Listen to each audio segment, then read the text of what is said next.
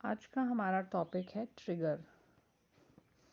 A trigger is a PL/SQL block structure which is fired when a DML statements like insert, delete, update is executed on a database table। तो trigger क्या है? आपका एक PL/SQL block होता है जो तब फायर होता है जब आपके डेटाबेस टेबल पे कोई एक DML स्टेटमेंट एग्जीक्यूट होती है। जैसे कि कोई डेटा इंसर्ट आप कर रहे हैं, कोई डेटा आप डिलीट कर रहे हैं, अपडेट कर रहे हैं, तो उस समय ऑटोमेटिकली आपका ट्रिगर फायर होता है। A trigger is triggered automatically when an associated DML statement is executed. तो ट्रिगर आपका ऑटोमेटिकली ट्रिगर होता है या फिर फायर होता है जब आपकी कोई भी उसके साथ में जुड़ी हुई डीएमएल स्टेटमेंट एग्जीक्यूट होती है। Triggers are basically PL SQL procedures that are associated with table and are called whenever a certain modification event, modification को हम event भी बोल सकते हैं, event occurs। तो ट्रिगर जो है बेसिकली आपकी PL SQL प्रोसीजर्स होते हैं या फिर इन्हीं को हम PL SQL स्टेटमेंट भी बोल सकते हैं, जो कि किसी भी टेबल के साथ में एसोसिएटेड होती है, मींस जुड़ी होती है। और जब भी हम कोई मॉडिफिकेशन करते हैं उस टेबल पे, तब आपका जो ट्रिगर है वो आपका काम करने शुरू करता है। द मॉडिफिकेशन स्टेटमेंट्स में include insert, update and delete. तो हमने आपको पहले बता दिया है कि ट्रिगर तभी फायर होता है जब कोई आपकी जो DML स्टेटमेंट है वो काम करती है, जैसे कि इंसर्ट, अपडेट एंड डिलीट।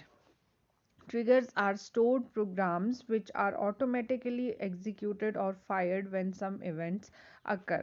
तो ट्रिगर्स आपके स्टोर्ड प्रोग्राम्स होते हैं, मींस ये आपके डेटाबेस में ऑलरेडी पहले से ही स्टोर्ड होते हैं जो आपके ऑटोमेटिकली एग्जीक्यूट होते हैं, या फिर हम बोलते हैं ट्रिगर को फायर किया जाता है ऑटोमेटिकली जब कोई आपका इवेंट अकर होता है। मींस जब आपकी टेबल पे कोई आप मॉडिफिकेशन करते हो, उस समय आपका जो ट्रिगर है वो ऑटोमेटिकली फायर होता है।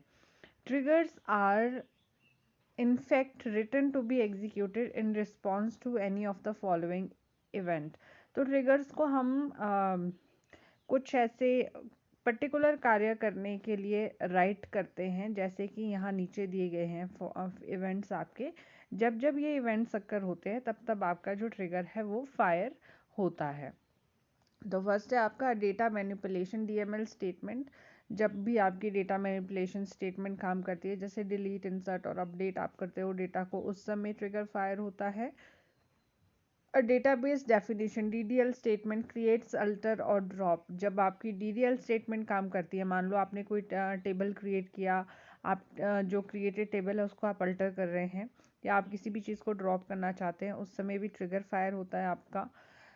या फिर डेटाबेस ऑपरेशन, अगर आप डेटाबेस पे कोई भी आप ऑपरेशन परफॉर्म करते हैं, जैसे कि सर्वर एरर आता है या फिर लॉग ऑन करते हो, लॉग ऑफ करते हो, स्टार्टअप और शट डाउन करते हो आप अपने डेटाबेस को, तो उस समय भी आपका ट्रिगर फायर होता है।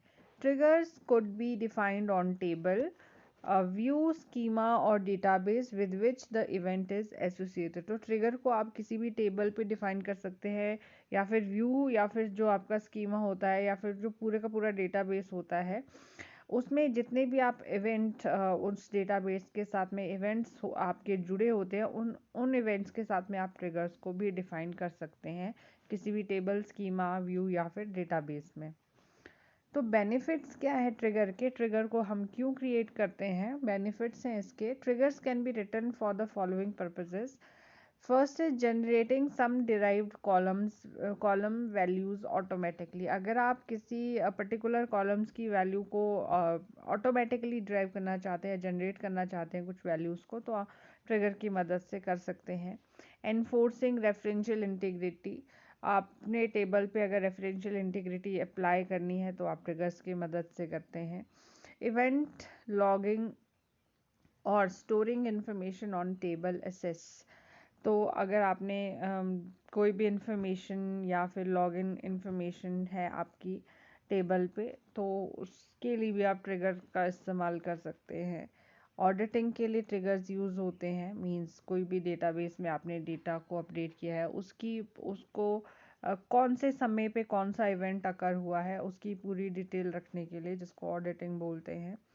सिंक्रोनस रेप्लिकेशन ऑफ टेबल्स, अगर आप टेबल को सिंक्रोनाइजली रेप्लिकेट करना चाहते हैं तो उसके लिए भी ट्रिगर्स का इस्तेमाल किया जा सकता है। Imposing security authorization, security authorization impose करने के लिए भी आप ट्रिगर्स का इस्तेमाल करते हैं। प्रिवेंटिंग इनवैलिड ट्रांजेक्शन, कोई इनवैलिड ट्रांजेक्शन ना हो आपके सिस्टम पे तो उसके लिए भी ट्रिगर्स का इस्तेमाल किया जा सकता है।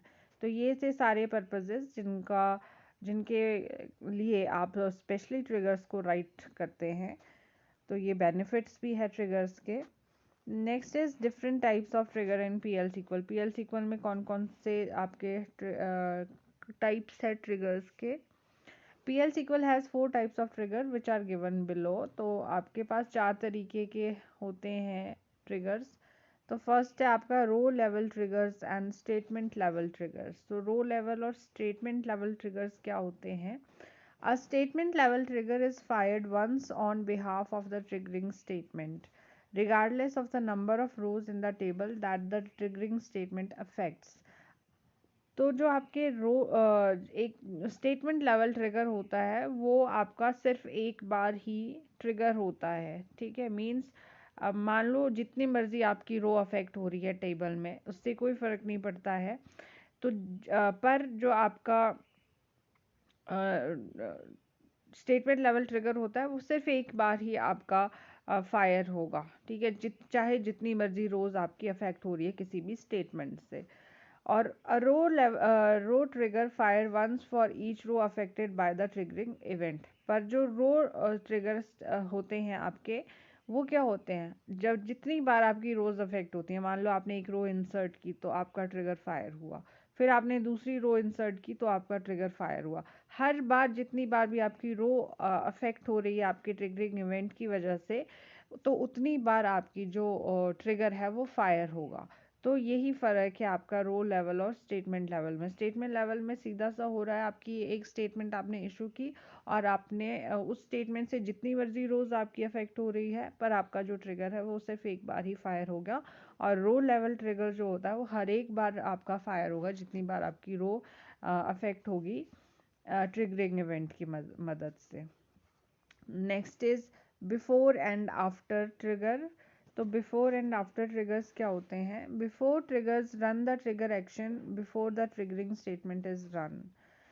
Before triggers execute before the triggering DML statement insert update execute. अब बिफोर का क्या मतलब है यहाँ पे, जब आपकी कोई मैनिपुलेशन हुई नहीं है, मैनिपुलेशन आपकी बाद में होनी है। मान लो इंसर्ट आपका ऑपरेशन परफॉर्म होना है, उससे पहले ही अगर आपका ट्रिगर फायर हो जाए तो उसको हम बिफोर ट्रिगर बोलते हैं, ठीक है।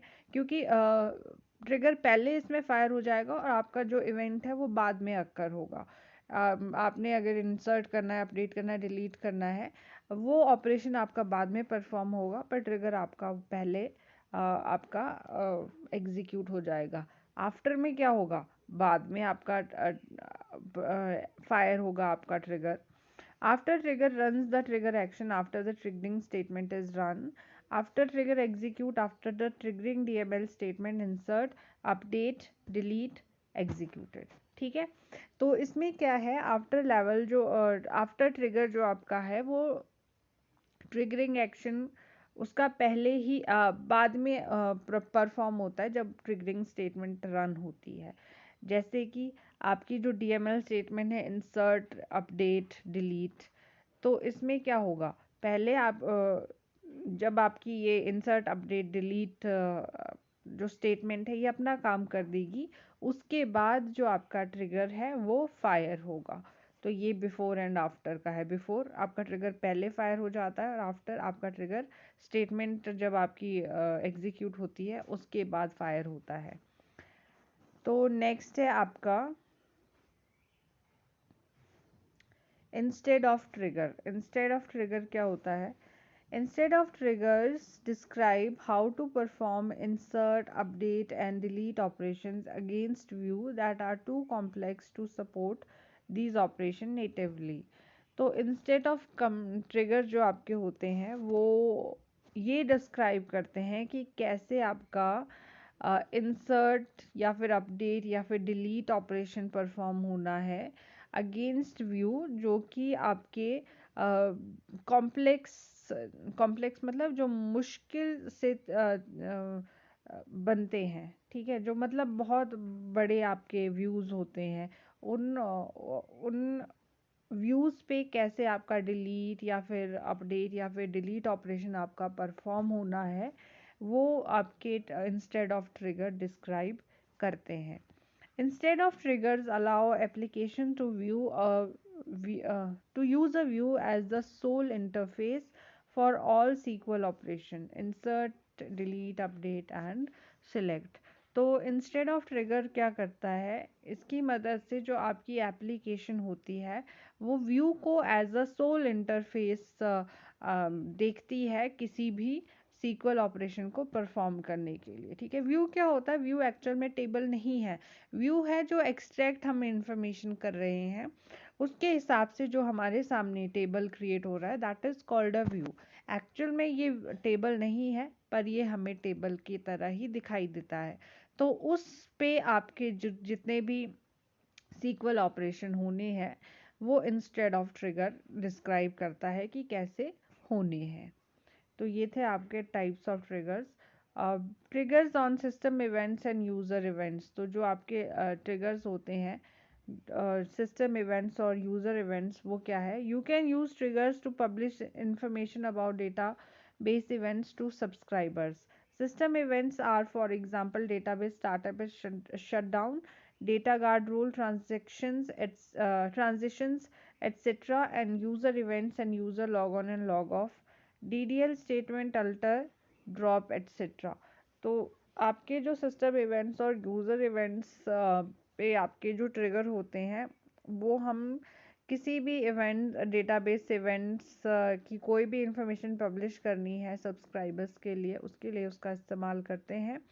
तो आपके सिस्टम इवेंट्स को बहुत सारे हो सकते हैं, जैसे कि डेटाबेस स्टार्टअप इवेंट हो गया, शटडाउन हो गया, जो भी आपका डेटा गार्ड रोल ट्रांजिशन होती है, तो ये सारे आपके सिस्टम इवेंट्स आते हैं. और जो यूज़र इवेंट होते हैं, जैसे किसी यूज़र ने लॉग ऑन किया, लॉग ऑफ किया, या फिर जो आपकी डीडीएल स्टेटमेंट्स होती हैं, जैसे क्रिएट किया, अल्टर किया टेबल को या फिर ड्रॉप किया टेबल को, ये सारे आपके यूज़र इवेंट्स होते हैं. तो इन पे जो भी आपके ट्रिगर्स काम करते हैं इन डेटाबेस इवेंट्स को कि जो भी सब्सक्राइबर होता है उसको कोई भी इंफॉर्मेशन पब्लिश करनी है तो वो ट्रिगर्स की मदद से की जा सकती है. तो ये थे आपके ट्रिगर्स.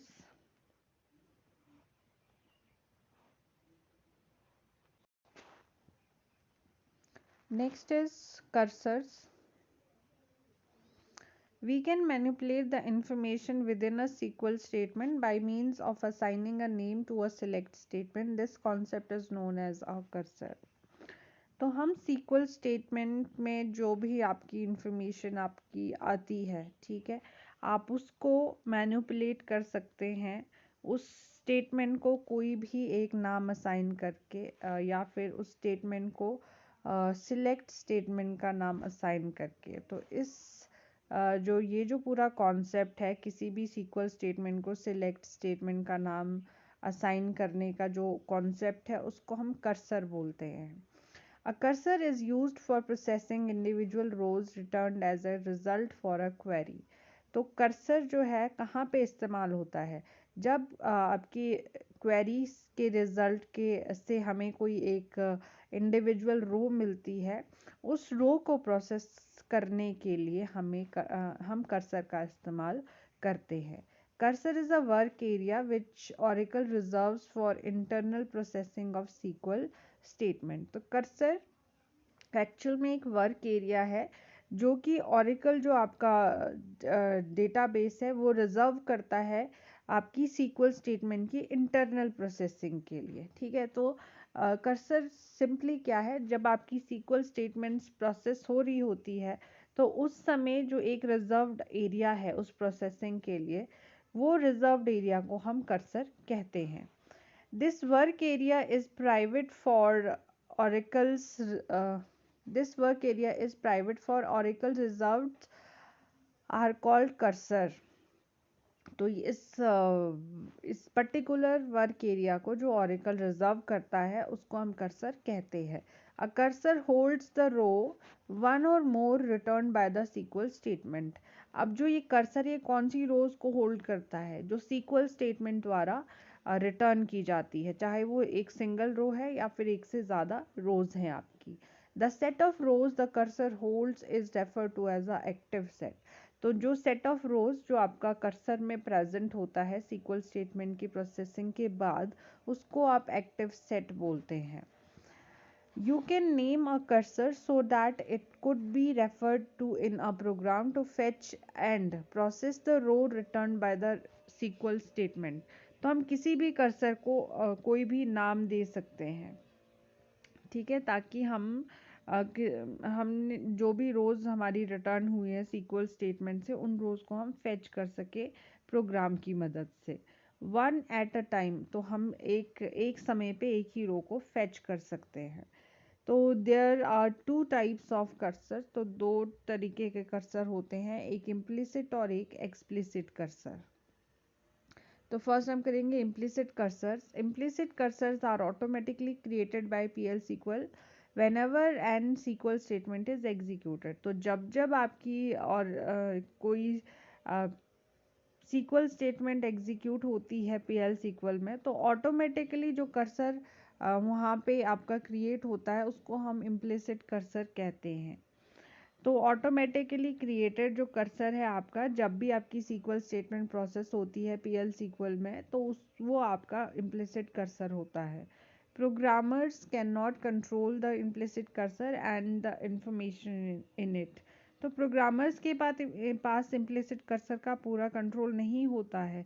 जो भी प्रोसेसिंग आपकी इम्प्लिसिट कर्सर में होती है उस पर प्रोग्रामर अपना कंट्रोल नहीं कर सकता है और ना ही उसके इंफॉर्मेशन पे कंट्रोल कर सकता है, क्योंकि उसमें जो भी प्रोसेसिंग होगी वो ऑटोमेटिकली होगी उस कर्सर के द्वारा। whenever a DML statement like insert update and delete is issued, an implicit cursor is associated with this statement। तो जब भी हम कोई भी DML स्टेटमेंट को इशू करते हैं, चाहे हमने इंसर्ट अपडेट या डिलीट की में से कोई भी एक स्टेटमेंट को हमने इशू किया, तो उस समय उस स्टेटमेंट के साथ ऑटोमेटिकली आपका इम्प्लिसिट कर्सर जुड़ जाता है। For insert operations, the cursor holds the data that needs to be inserted। मान लीजिए अगर आपने इंसर्ट ऑपरेशन परफॉर्म करना है, तो कर्सर में आपका वही डेटा होगा जो आपने इंसर्ट करना है अपने टेबल में या डेटाबेस में। For update and delete operations, the cursor identifies the rows that would be affected. Means अब क्या होगा, जब मान लो अगर आपने अपडेट और डिलीट ऑपरेशन परफॉर्म करना है, तो कर्सर सिर्फ उन्हीं रोज को आइडेंटिफाई करेगा जो आपकी जिनको आपने अपडेट करना है या फिर जिनको आपने डिलीट करना है। तो different attributes of implicit cursors are. तो हम इम्प्लिसिट कर्सर्स के साथ में कुछ एट्रीब्यूट्स इस्तेमाल करते हैं, वो है percent found, percent is open, percent not found, percent row count. अब इनका काम क्या है, तो फर्स्ट इज आपका percent found, returns true if an insert, update or delete statement affected one or more rows, or a select into statement return one or more rows, otherwise it returns false। अब क्या होगा, आपका जो percent found attribute है उसकी जो value है true आएगी जब कोई आपका इंसर्ट, अपडेट या डिलीट जो स्टेटमेंट है वो एक या एक से ज़्यादा रो को अफेक्ट करेगी, या जो आपकी सिलेक्ट इनटू स्टेटमेंट है वो एक या एक से ज़्यादा रो आपको रिटर्न करेगी। अदरवाइज इसका जो वैल्यू है वो फॉल्स आपकी रिटर्न होती है। Next is not, percent not found, the logical opposite of percent found. ये बिल्कुल उल्टा होता है परसेंट फाउंड का। परसेंट फाउंड में क्या है कि जब भी आपकी insert, update, delete statement affect हुई तो आपकी जो वैल्यू रिटर्न आती है, पर यहाँ पे इसका उल्टा हो जाएगा। It returns true if insert, update और डिलीट स्टेटमेंट अफेक्टेड नो रोज। कोई भी रो को अगर अफेक्ट नहीं करती है तो इसका रिजल्ट ट्रू आता है। और select into statement return to true. अगर आप सिलेक्ट इनटू स्टेटमेंट भी यूज़ करते हैं तब भी इसकी अगर वो भी कोई रो को अफेक्ट नहीं करेगा तो भी इसका जो रिजल्ट है वो ट्रू आएगा। अदरवाइज अगर अफेक्ट करेगा तो इसका जो वैल्यू है रिटर्न होगी आपके पास वो फॉल्स होगी। ये बिल्कुल परसेंट फाउंड का उल्टा हो जाता है। नेक्स्ट है आपका इज ओपन एट्रीब्यूट। ये क्या करेगा, always return false for implicit cursors because Oracle closes the SQL cursor automatically after executing its associated SQL statement. तो परसेंट इज फाउंड जो है आपका हमेशा उसकी जो वैल्यू है या फिर जो वैल्यू रिटर्न होगी वो हमेशा फॉल्स होगी इम्प्लिसिट कर्सर्स के लिए, क्योंकि जो ऑरेकल है वो सीक्वल कर्सर्स को ऑटोमेटिकली क्लोज कर देता है जब भी कोई आपकी इसके साथ जुड़ी हुई एसोसिएटेड सीक्वल स्टेटमेंट्स आपकी एग्जीक्यूट हो जाती है, उसके बाद ऑटोमेटिकली क्लोज हो जाता है ये, तो इसकी वैल्यू हमेशा फॉल्स आती है। फिर है percent row count.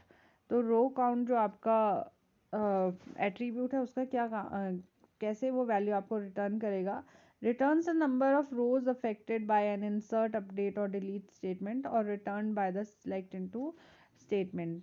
Percent row count आपको बताएगा कि जब भी कोई आपका इंसर्ट, अपडेट या डिलीट स्टेटमेंट इशू हुई है, उन स्टेटमेंट से कितनी नंबर ऑफ रोज को, मतलब कि कितनी रोज को उस टेबल में अफेक्ट किया है, वो नंबर आपको परसेंट रो काउंट से पता चलेगा। ठीक है, या फिर जो सिलेक्ट इनटू स्टेटमेंट है उससे आपको कितनी रोज रिटर्न हुई है उसका नंबर आपको परसेंट रो काउंट जो एट्रीब्यूट है वो रिटर्न करता है। तो ये थे आपके एट्रीब्यूट्स इम्प्लिसिट कर्सर्स के।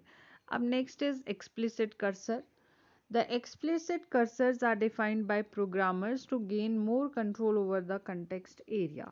अब जो explicit cursors होते हैं वो प्रोग्रामर्स द्वारा डिफाइन किए जाते हैं ताकि जो आपका context area है, मतलब कि जो वर्क एरिया है आपका जिसमें आपकी रोज स्टोर हुई है, उनको आपने उस एरिया पे पूरा कंट्रोल करने के लिए explicit cursors को डिफाइन किया जाता है। These cursors should be defined in the declaration section of the PL SQL block। तो जो ये cursors होते हैं आपके declaration section में declare किए जाते हैं।